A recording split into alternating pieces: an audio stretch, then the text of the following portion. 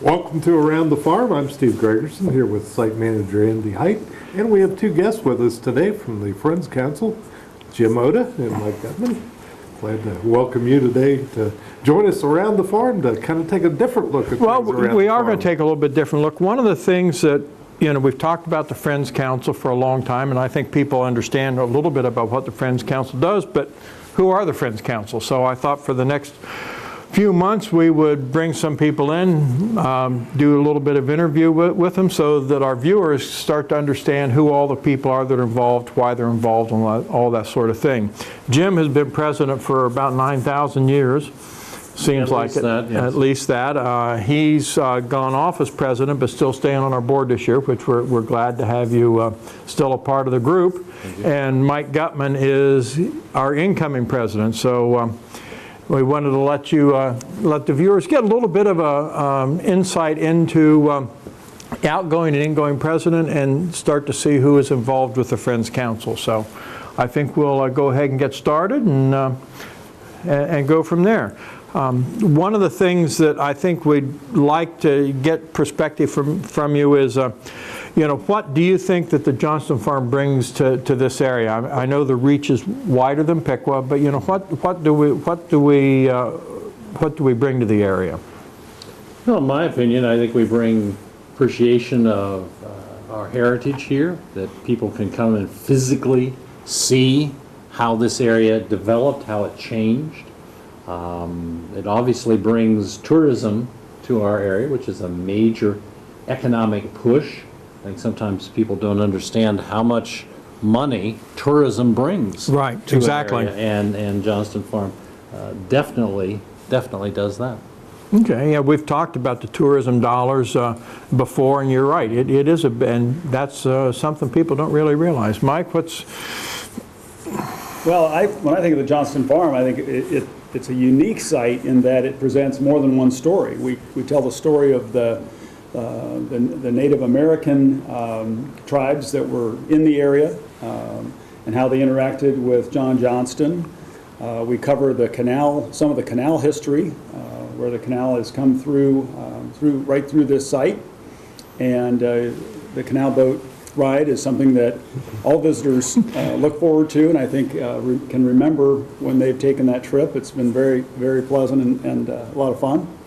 And then we tell somewhat of the agricultural story of the area. So I think we have a unique perspective that we can give to visitors from all over Ohio. Yeah, I think you're both right, because I don't think people really understand the breadth of the material that we do cover here. Yeah, and that's a big plus, and it can be difficult as well. I mean, to try to talk about the Native Americans and the canal and the family and the farm, and sometimes I think people sometimes get confused. I mean, well, now, when did the Native Americans attack the canal boats? That's one of the biggest questions we get on. Okay. Well, did the Indians ever attack the canal boats? Well, no. Generally speaking, no. Which is kind of nice, though, because then that does lend us into the removal story as well. So, but you're right. And the other side of that, though, I think, is we get people that are here because they're interested in Native American history, and then maybe we get them hooked on the other stuff that's involved as well, and same thing with the canal. True. But you're right, and from the staff standpoint, you start to look, and Steve can tell you this, you start to look at the canal history and then you get sidetracked. And you start looking at something else, or somebody makes a phone call, and, well, who's buried in a cemetery? So then you start to, so yeah, we don't get to. But the advantage can be that it brings them back again to exactly, yeah. fulfill their curiosity. They'll come back and try to delve into that area a little further. You can't get it all in one trip. Correct. I mean, that's very true. Yeah, and I think, the fourth graders, when they come through, we try to kind of pack a lot of stuff into a day. But, the neat comment we get is, I'm going to get Mom and Dad to come back here this summer with us, and I hope that happens because, we certainly give them a good taste of everything out here, and they seem to really enjoy themselves. Yeah, in the spring, we do see the fourth graders bring a mom and dad in the summer. You don't get to see that because you're not here. And a lot of times the kid will do the tour of the site. And that's fun to, Now, this is where it is, yes. That's fun to watch because, yeah, they really have paid attention to you guys. Of course, he's still calling everybody Bob, but that's a whole other story. Yeah. Steve calls everybody Bob on the canal boat, so he doesn't use the wrong name. Well, that way, nobody's insulted because I've forgotten their name or don't remember except their for name Bob, or of anything. course, yeah. Right, so far I haven't had anybody named Bob. I may have to change to Fred or something, And then we also, through some special exhibits, we've brought in some things that make the experience at the museum here different from visit to visit. And we're going to continue to do that this year, and we'll talk a little bit more about that in a little while. And within the Ohio History Connection, we're one of the first sites to really reach out to the native tribes and having those rotating exhibits. So, that's something that we're doing that some other people aren't, and that's kind of nice to know that we're on the front edge of that a little bit. So, well, let's kind of move on a little bit. And the Friends Council has been around for 12 years now, 13 years? In various forms, yes. Yeah, it's been an evolutionary process, Yes. but, what drew you guys into becoming involved? And I know you probably never anticipated being involved to this level when the Friends Council was formed, but, what drew you to... For me specifically, something that I thoroughly enjoy are doing things like writing constitutions and procedures and filling in all the legal documents that we have to do and trying to raise lots of money when nobody wants to give you any. I think that's what drew me. I guess my answer would be different. I sure hope so. Yeah, the lawyer answer from the librarian. Well, obviously, personally, I was drawn because of my interest in history, American history, and in local history, being right here at our doorstep. And the Friends Council was a way to learn more about the site and also then to try to generate membership and interest in the site. And we started with a small, I guess some of our ideas were to let's do some more advertising, let's get people out to the site, let's start developing some programs that were interesting to area families, and it's grown from there. Yeah, it's really has been an evolutionary process. Like you both said, it started with an extras sort of thing, and now the Friends Council. It actually is. It is moving ahead, and a lot of it is moving on its own, which is good. I mean, when you take a very small organization, you have to take it little baby step at a time. And I don't know that we're full grown now, but we're, at least as far as Andy's concerned, we're kind of like teenagers. So, Well, I think that's the role that we are. Okay, well, I haven't been a teenager for a long time, but Really? one of the you are right that with baby steps. We were talking about this the other night. When we first became a membership organization, we were thrilled when we got to 50 members. That was a big celebration here in the museum when I opened that envelope and well, there's number 50, and as of this week we're over 250. So. And when we were getting donations of, oh, look, they gave us $15 extra. Wow, maybe we should go out and have another program. And at that point, that was what it was. But now we're doing programs that are in the $4,000 and $5,000, and we're fundraising to do that. So the level of what we're presenting, the quality of what we're presenting, and the funding that we're bringing in all have greatly increased. Well, and one of the things that I know that the message I heard very clearly when I first came here, and we've talked about this years ago, the community wanted this to be a local site. And, I think we've evolved to that now. We are pretty much a local site and local management. It's really, I think it's benefited the site greatly. I mean, at one point when we were going through this, we weren't all that thrilled with the idea of being a local site. I mean, and we're going, well, we're here just to kind of do programs, and then with the cuts in state funding and other funding around the state of Ohio, we had to take literally the management of the site, and a little scary. I think that, you know, we're not really quite sure what we were doing, but it has evolved. I think most of the Friends are more comfortable with the management style that we need to do right now, and yeah, we are moving in that direction, in a positive direction. And I think too, as we bring some of our other board members and other people in, I think we're going to hear that same thing probably from everybody, that that's what's drawn them to you know, to become involved. Now, up until today, you know, each of you, what have your, now, and you started, this is something I should have mentioned before. I remember one of the first things you started to do when you got involved, remember playing vintage baseball? Yes. That's right. Yeah, that. And we haven't had vintage baseball since. I don't know. Oh, that was hard. That was very hard. He said that. Neither one of us did. No, they dragged us into it, and that was a lot of fun. It was an interesting, another event at the site that you couldn't really just go anywhere and have that experience. And so it is. It's very a lot of fun to see how. So they try to recreate a baseball game from the 1860s through the 1880s. So very interesting. It is. It's a lot of fun, and it's amazing how different it is. And then when you start playing it, it's like, whoa, this is considerably So I think that was probably your first. Good point. Yeah, that was probably my first experience, other than when I was younger and coming out to the site. So, you know, kind of briefly, what, you know, within the Friends Council, what have your roles been through time? So people get an idea of what each of you have brought to the. I've done a lot of different things over the years, and I've been involved with Johnston Farm for probably about 30 years, give or take. Give or yeah. Yes, and so I've been a little bit of everything. I've been a corpse.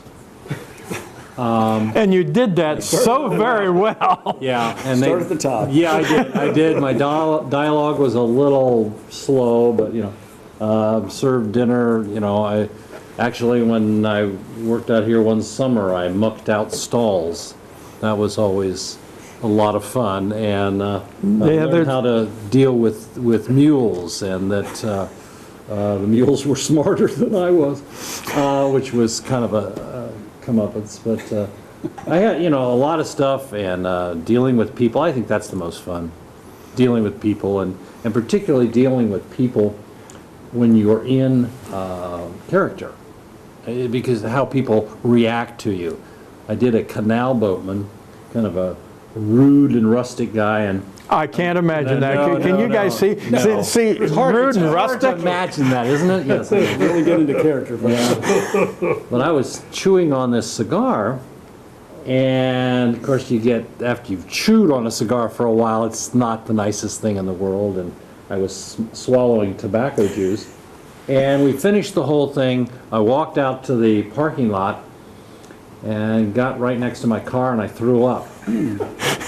And this couple went by and said, "Oh, look, he's still in character." Wasn't quite sure what that meant, but Well, if you were rude and rustic, yeah, I'd say, and sick. came with the territory. Yeah, it certainly did that. But that's what I think the thing I've had the most fun. Now, one of the things, you glossed over that people may not be aware of with the canal boat. Oh yes, I did work on the canal boat, and one year one of the other guys and I decided, here's the lock at the end of this section of the canal, and it's in reasonable shape. I wonder if the canal boat will still fit. So we pulled it into the lock. It doesn't. And we couldn't get it back out. They had to come and get the tractor and pull us back out of the lock, and that was a lot of fun. And That was your idea. yeah, that was my idea. Yeah. Come on, just a little bit more. Hey, is it supposed to creak and groan like that? Well, we'll just get that sucker in there. And yeah, that was interesting to say the least. Don't do that. Well, that Take was- my word, it doesn't That fit. was one of the things that, the kids always want to know is we're going up the canal and they see the lock, hey, can we go in the lock? No, I No. don't think it'll fit it. Now I can tell them The that, story behind it. Yeah. We've really experimented with that. I yeah. can tell the Piqua kids, I said, go see Mr. Oda and see why the boat won't fit the lock. And, That's it. Have him tell you the story. So, at least 10 of them taking me up on that. I'm sure I'll go to the library and look him up. And Can I tell a story about Jerry? Sure. Jerry the Mule. Oh, I thought you meant Jerry McAfee. Oh, no, well, this is a family show, I wouldn't do that. Jerry the Mule, Jerry was part Belgian draft, very big. You could put your chin on the back of Jerry. And Jerry had been out here for practically the entire time the site had been open. And Jerry did what Jerry did. Every time, same thing, couldn't What change did his- Jerry do? Oh, well, Jerry walked up, stopped, turned around, came back, stopped, went back. That was Jerry's. Well, we were taking Jerry up, and along the path, they had poured a little line on the towpath where they were going to put chemicals in. And Jerry came up to that line on the towpath and looked down at it and said, no. He literally shook his head, and he wouldn't go. He wouldn't go past that line. And I pulled and I tugged, and Jerry was probably about 1,200 pounds, and Jerry just didn't go if Jerry didn't want to go. So I finally thought, aha, line on the towpath, Jerry thinks it's a snake. So I scuffed dirt on top of it. Jerry looked down. Fine. Jerry went down the towpath, got around, did the turnaround, was coming back, going down the other direction on the next tour, and there was a black snake on the towpath. Because it's warm and they sun themselves. This time, I'm ready. I picked up a rock. I thought I'm going to throw that rock at the snake, and Jerry will be fine. Jerry came up to the snake. I was getting ready to throw the rock, and Jerry looked at the snake, lifted his foot, and went, just turned that snake into guacamole, and kept on going. And basically, I concluded that Jerry was not afraid of snakes, just lines on the ground. So that's kind of a point of view from a mule. Okay, that was enough. Can you top that one?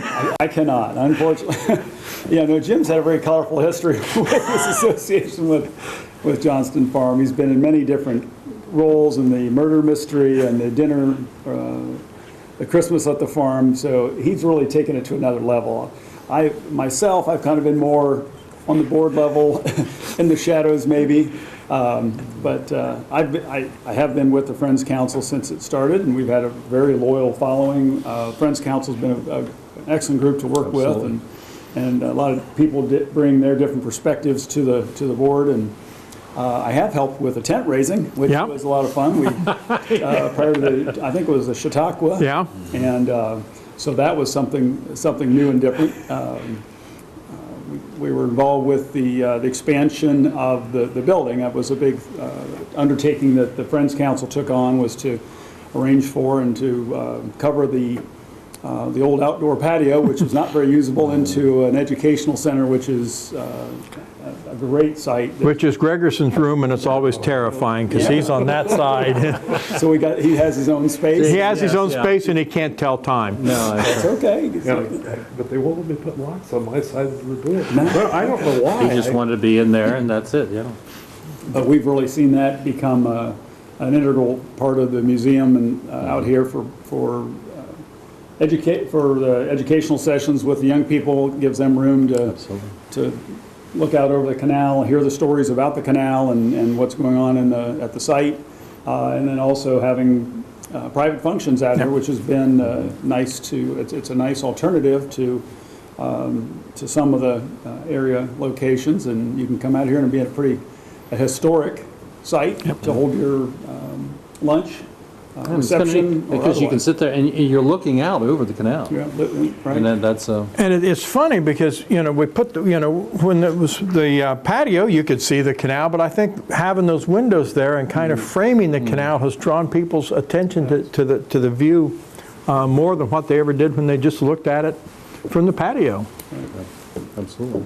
And funny, the teachers, the first year the teachers came out and saw this room, they really liked it, but their first question almost always was, but where are we going to eat lunch?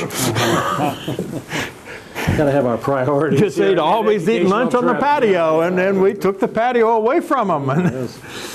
But what an addition that's been. Oh, wow. I mean, that's been great. I mean, you can do so much more with the canal. The kids are, they're not cramped in like we had to do before, and now we've got so many things to point out to them and show them. And it's year round. I mean, Right. as opposed to you come late and it's cold or raining or mosquitoes or hot or, it really does give a... Yeah, it was a nice idea when it was built, but I think we got a better idea now that we've turned it into what we've turned it into. So. Yes, absolutely. So, people get to see, and I think, again, as we talk to other board members, we're all going to get all kinds of different stories that have drawn people to this site and what people see as their roles in all of this. So that variety I think is a good thing. That's one of our strengths as a board is people have different perspectives on everything. And, well, you're finishing up your time as president. And you've been president for Good number of years. good number of years. What do you think has been, your biggest success or the biggest strides that the organization's made, through that time period? Well, first of all, I think we have a tremendous staff, a staff that makes this happen. We can be volunteers and work kind of here and there, but it's the staff that's here day in, day out, makes the big decisions, fixes the toilet when it overflows, does the painting, does programming, thinks up programming ideas, creates those programs so they do come alive for both kids and adults. And so I think that right on top, staff, they work hard. Obviously, as we can see, some of them are better looking than others, but nevertheless, they've done a... Don't know how to take that, do you? I don't know how you do that. Rather a pointed question, Yes, or a comment, I guess. Yes, but it's just been staff makes this. I mean, we can have the exhibits. You can walk in here, look at all these, and that's great, but it's the staff that makes the programs, that explains it to you, that welcomes you.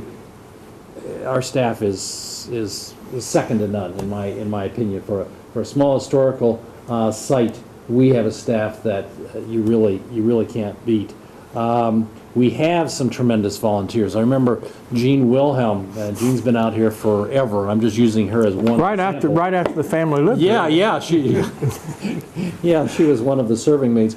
But she was playing, what is it? She plays not zither. Auto harp. Auto harp. And she was sitting in a corner out on the porch, and she had the auto harp there. And she was just kind of sitting relaxing before going on to the next session. And a little kid went by, and she picked up and started playing. He said, "Holy," well, never what he said, "she's alive." And, we made several comments to that, but, Jean's one of those that, doesn't, stays in the background, but adds so much to what goes on here. We've talked a little bit, but Mike Gutman has kept us on the straight and narrow, which sometimes is not easy, but, things when you have to incorporate, when you have to put together a lot of the documentation, and yeah, it is kind of boring. Yeah, it's not the most exciting thing we do out here, but you got to do it. You got to get all of those ducks in a row, and Mike has been tremendous in getting everything like that done for us, and as well as putting up tents. I mean, I think that's kind of a resume builder, if you ask me. Got to be well-rounded. Yes, absolutely. There we go. And, you know, how can we talk without talking about Margaret French?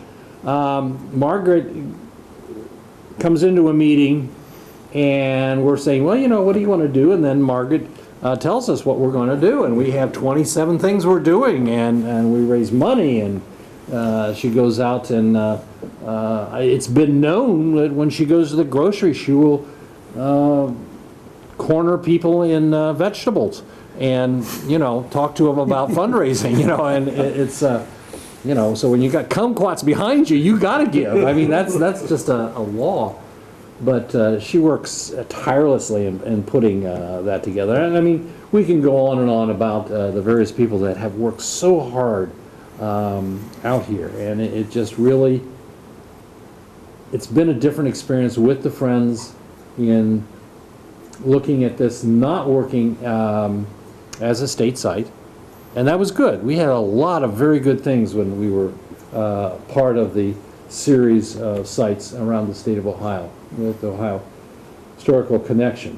But now we're doing it ourselves. If it goes well, tremendous. If it doesn't go so well, okay, then we work on it and we fix it. But in my opinion, the time when I've served out here as president, it's been the staff and then the volunteers and the people that have really made the difference.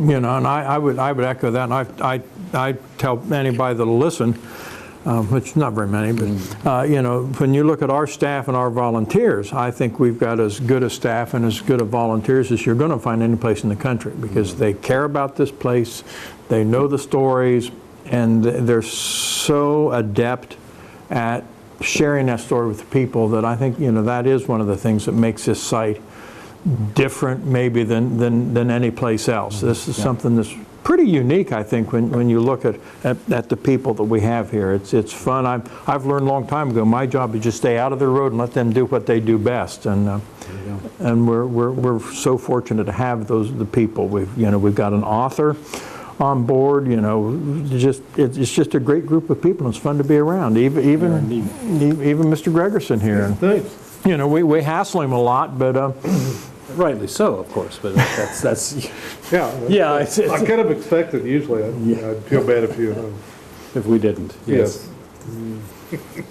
well, okay. Now you're going out as president. I'm gone. So long, farewell. Well, yeah, We but won't let you get away too far. no, it's a short line, and Well, see, we all know where you work and live. That's true. The nice thing about being the past president is you can kind of sit there, stretch your feet out, going, huh, that's not the way I would have done it.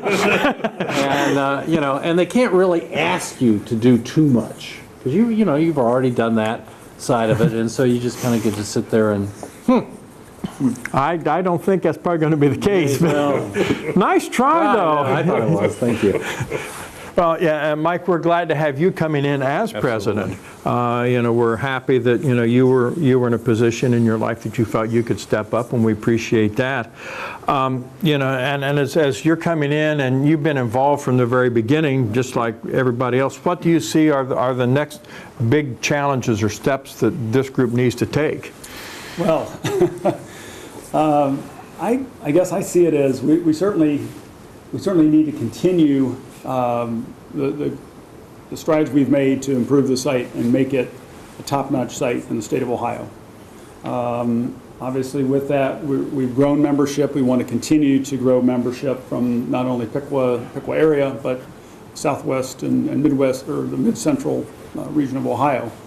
And obviously, a challenge for any board that manages, since we are now managers, we have to be able to raise the funds necessary to put on the programs and to make our budget, to pay the bills, keep the lights on, as Andy says, and continue to make the site interesting, exciting, and relevant. And so that's what I see as my challenge, is to keep our board energized, the Friends Board energized, to keep the site improving and relevant, and hopefully to keep the staff, you know, here, there's a good staff that we have. We have a lot of years of experience. We want to make sure the staff's taken care of, and we recently recognized them at our year-end meeting, and rightfully so. So That's my goal, for at least for the first year. Well, that's Don't plenty screw to it do. Don't screw it up. I heard that. And every time I get an envelope from Mike's office, I know that, well, here's another form that I got to fill out. And it's about that time of year again, the infernal revenue will come knocking at the door. And it's about that time, but we appreciate everything that both of you have done to this point, and the success we've had is a great reflection on the work that you guys have both done and all the board has done. Now, And Mike, I think I need to kind of say that when you get a phone call at 7:30 in the morning, it's him. Okay. It's like, let's start our day with with a little ray of sunshine. Well, and and then the reason that is the same reason that you can call me that, because we're in the office at that time in the morning. That may be a good solution. Just stop coming in. We appreciate from the site side that we do have that contact, that people we can contact and say, I've got this issue, I've got this problem, what do you think? And it's good to be able to get some input before we move forward. Now, you both alluded to the fact, we did do the project where we added the education center to the back of the museum, which has been a great step forward. What do you guys see as the next projects, the next things that... Well, I mean, sometimes I have practical things, and some things are not as practical or are more, gee, that would be nice. But I think that we've talked a lot about bringing a canal, literally a small canal boat here, an actual turn-of-the-century canal boat. Bring it out, put it behind the museum there. It's not really... couldn't put it in the water, or you can watch it for a little bit. Yes. This is how a canal boat sings. Yeah. I've done that once. Yeah. That's enough. Yeah. I think that a visitor center at some point would be a very positive thing for this site. I mean, and where we can concentrate different exhibits, different things in different places. Maybe more of an outdoor kind of thing, but also someplace we've talked about shelters and places for the kids to eat. There's all sorts of things with the house as we reinterpret and redo that, and it's going to need some... It's going to need some attention. Yes, and some work there, and I think that it's going to be... I'd love to see some more, this is my personal thing, I'd like to see some more interaction with the cemetery, and that we make more of a connection there, and... I shouldn't say they're just dying to go there. I right? know, and I may be, it may be a dead-end project, but nevertheless, I think that it's something that we should, look at, and, not something we want to dig around, but, it's interesting, you mentioned the cemetery. It's interesting how many phone calls, in the course of a year that we get with the cemetery. Is my family there? What do you know about people that are there? I had a phone call this week, looking for looking for a burial. So, and I think that's it is, and it sometimes gets, we don't do as much. It's out of ways, but there are some fascinating things just besides the cemetery itself. But the schoolhouse that was there, the church that was there. Maybe at some point down the road we can restore those, and I think that would be a fascinating part of it, not only to the Johnston family, but also to this entire area, tie that all together. I think I'd like to see some big programming where we've done some Chautauqua, but we do some other things, bigger names, and bring those here. So add to our diversity. I think that's... Okay. And I guess finally, I'd like to be buried in a mausoleum here. okay. I could be out, well, we bury our mules as they go, so I could be out there. Yeah, not with a mausoleum though. Well, but a little, I always thought that we should put by where our mule cemetery is, we ought to have a little monument there, and it would just be like a little slab here, and then just 4 legs sticking up. Another interesting sidelight. Yeah, that we could talk about that. Okay. Okay.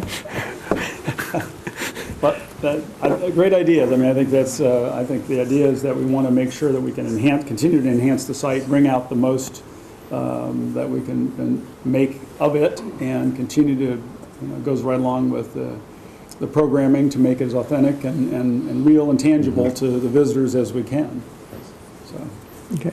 You talk about the cemetery. One of the things I would love to do there, we have got so many veterans buried in the cemetery, and start to tell the story of some of those people. I know the earliest one I know that's there is a War of 1812 vet, and so that is a whole story over there that hasn't been told very well. Right. So and making our connection, physically making the connection through the field, it's tougher than it seems. Yeah. Well, just on the other side, walk across the field. Well, It's a good walk, isn't it? Yeah. It is, and cutting the field in half is not necessarily a positive No. idea. And so, but there are ways of doing that because there's so much that's happened here. and the other area that we don't get to concentrate, well, we've got a room dedicated to it, but the Piqua site, it's a long walk away, Yeah. and there isn't an easy way to get folks there. So And I mean, and we're talking about Piqua that can be a nationally important site. I mean, this 1747 to 1752. I mean, we're talking about Native American and European American connections, and change this whole area. And when I love to do Piqua, if I get a group that I can start talking about the 100 Years' War and European politics and where all, and you can just kind of see their eyes glaze over. And Well, yeah, there is true that historians as a general get that a lot. but you're right. Piqua could be so. Yeah, and I think that's one of the things that we like to try to do, I hope we do, is to let people know that this is a place that doesn't just have, local importance. Its reach, it really does impact the world stage. So It does. and with the board's help, that's where we're going to go. I'd like to see us, continue our archaeological investigations out there. I mean, we kind of put those a little bit on hold for right now, but funding could be for that. Yeah. It's something. It's like I picture Piqua a lot like colonial Jamestown. It could just go on forever, just about. So but we really do appreciate both of you guys, the work that you do. I know our staff appreciates the work, and I hope that as we go through that the community starts to realize here's some people that do this for nothing, and really care about the site, and I think we're not paid. No. Boy, I thought you were just late. I didn't. 32 years late. Yeah. Well, you got paid for putting the boat in the lock, so what else can you ask for? I haven't exactly paid for pulling that back out yet, have I? No. Well, we do need to talk about there's wear and tear on the tractor, and let's see what else. They're pulling people away from other. Never mind. Really sorry I said it.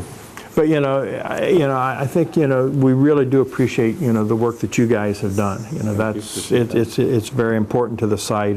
I know it's been a big learning curve as we started. Well, we'll just, like Mike said, we'll just pay for some extras and do some publicity, and we'll all walk away happy. And then, and suddenly there's all these other things that you have to deal with, and they aren't sometimes the fun things. No. But as a group, we've accepted that and moved forward, and I do think in a lot of ways we definitely are better for that. So, yeah. I think we're an extension of the community. It's not just well, for a while the Ohio Historical Society managed and administrated the site, but now it's a local site. We're responsible for the management, for the programming, for the administration, and so we need a lot of help from the community, and to keep it going. We want to see people come out and visit the site and continue to be members and donors, and as they've done in the past, and we'll certainly look forward to your assistance in the future. Which is a great segue to our membership campaign, because we will be, it's that time of year again. We'll be, we hope that everybody, all 251 people that are members now remain members, and we'd like to double, be nice to think about doubling that number, but, we hope more people. Increase it at least. Yeah, do see this, and do realize what we bring to the community and the importance of the individual memberships. And I think there's a lot of things that our members can do. They can volunteer. They can be part of things. I hear there's an opening for a corpse. So if you have somebody, you're not real active.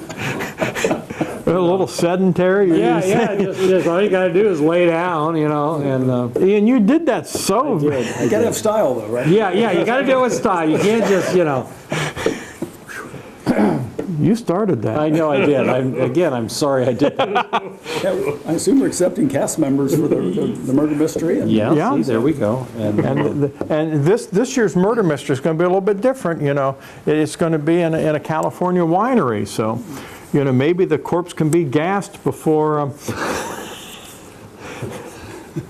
Yeah, if it's in the winery, I could be gassed. That's a possibility. That's okay. Well, let's real briefly. Let's go ahead and then talk about a couple upcoming things before we forget. Is this where we do the commercial break, so to speak? Yeah, this is a big commercial. One of the things we've done, we've brought scholars into the done first person programs. We had a gentleman that did Charles Dickens. We had Andrew Montour. We've had General Sherman. And this year, I think we were very fortunate. We've got a gentleman that's coming to us from Indiana. His name is Warren Brown, who does first person of Mark Twain. And I've seen some of his work. I've read the reviews of it. And one of the things that comes through with all of the reviews is I've seen several times he's better than Hal Holbrook. So that's pretty good. That's pretty good. And on this is obviously going to be a fundraiser for the Friends Council. On Thursday, April 21st, at 6:30, we're going to he's going to be with us the fourth floor, the Fort Piqua Plaza. Right. We're looking forward to that evening. We'll be getting a lot more information out about that, but want people to put that on their calendars. We'll have. We're not going to have dinner, but we'll have hors d'oeuvres for people at 6:30. We've got a group that's going to provide some music of his time period, and then about 7:30 or so, Mark Twain will take center stage and enjoy share his knowledge. Tell what he's going to do the next day. Next day, then he's going to go out to Piqua High School, and Tony Lyons has said, boy, he'd just love to have him come out. He's going to do a morning program, and we've invited the Lehman kids to come over as well, because there's a lot of Piqua kids there, and we wanted to extend that invitation to them. So he's going to do his program the next day. The neat thing about Mark Twain is kind of like Charles Dickens. That's a name that everybody knows. Yes, that's a very well.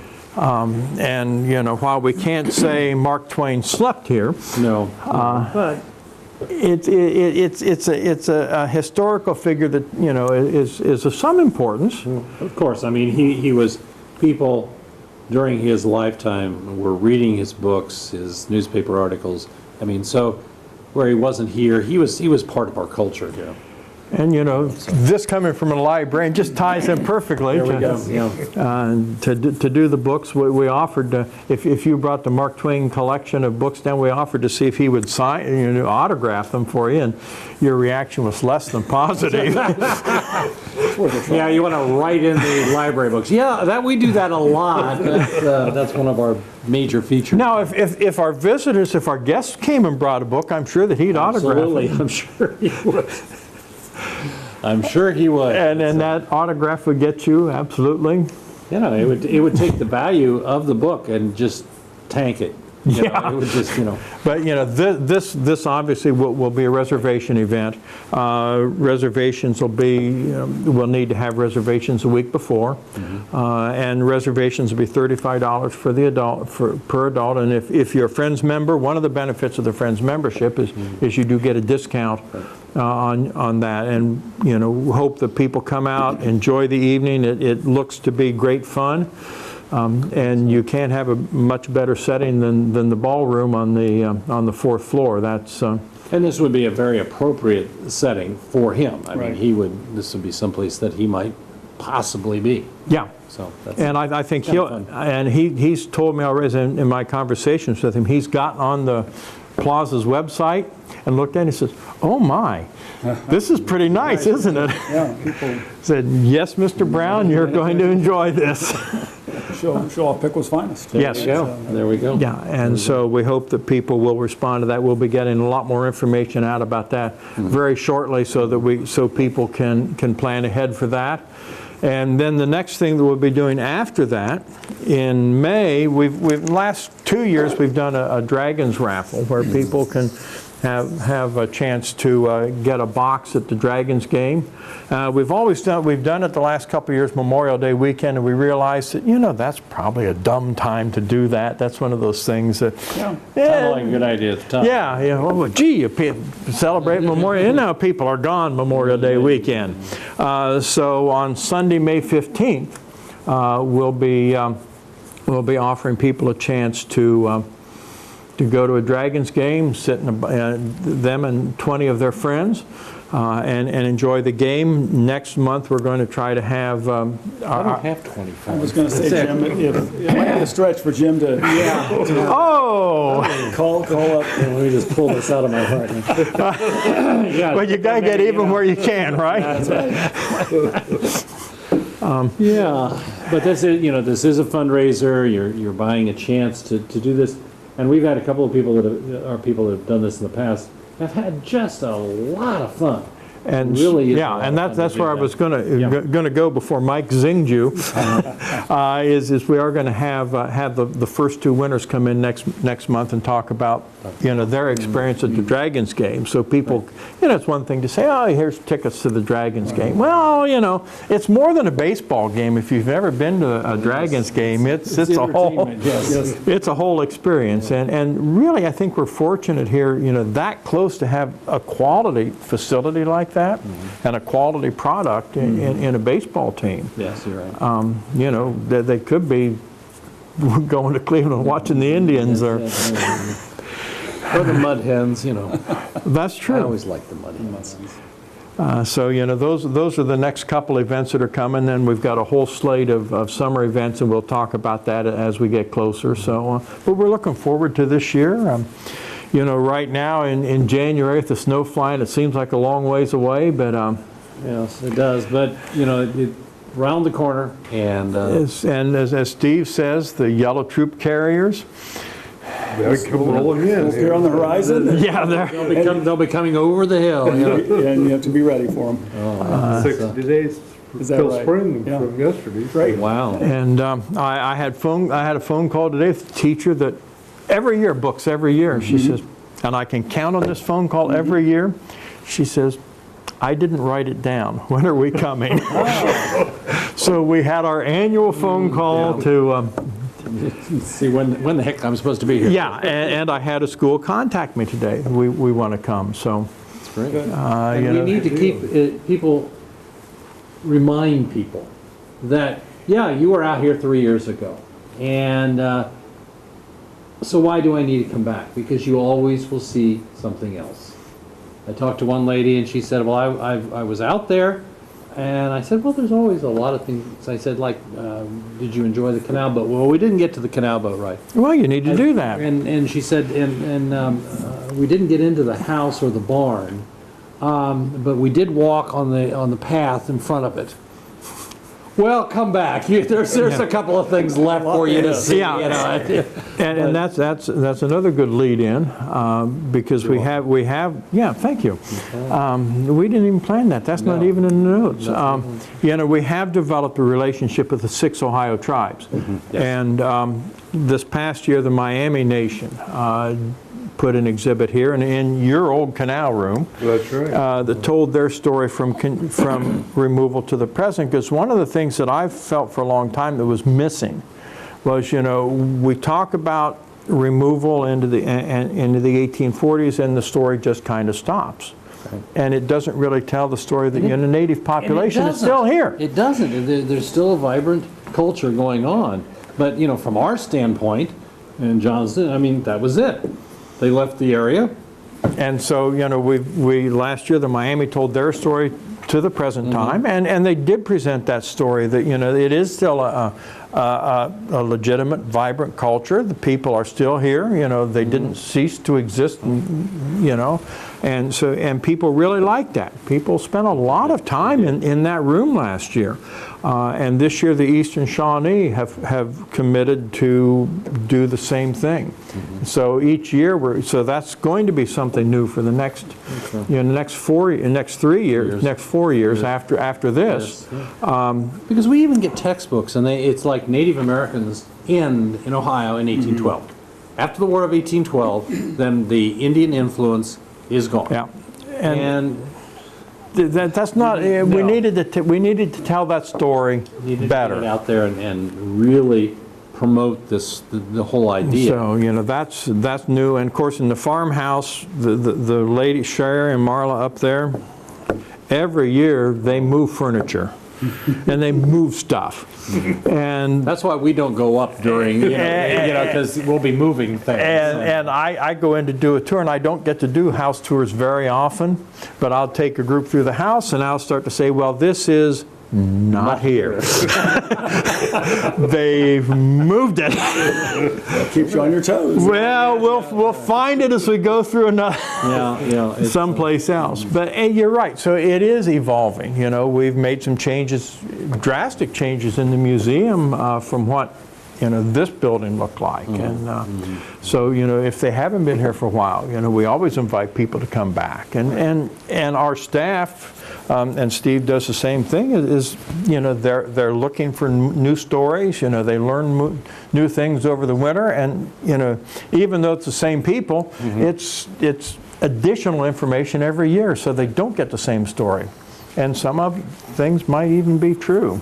Occasionally I do tell things that are true, but, you know, I don't make a habit of it. Yeah, we don't want to break that into that. You know, I think the big thing I tell people is, if you come once and you bring your family and 2 kids, or, you know, you're somebody with you, join the Friends Council.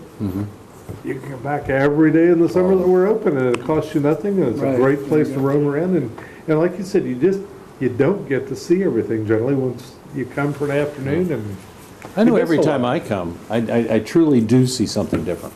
I mean, because it's always a slightly different perspective, or you see it from somebody else's point of view. Yeah. Well, I think Joe is going to tell us before too long that we've talked too long.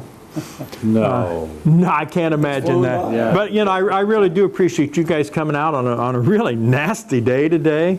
And again, we appreciate so much the work that you do. But I think, you know, we will now, for the next few months, we will start to bring people in and let other people share their stories of the site as well. So before we leave, I think both Mike and I truly appreciate all the work that you guys have done. Andy, you've changed the site over the years.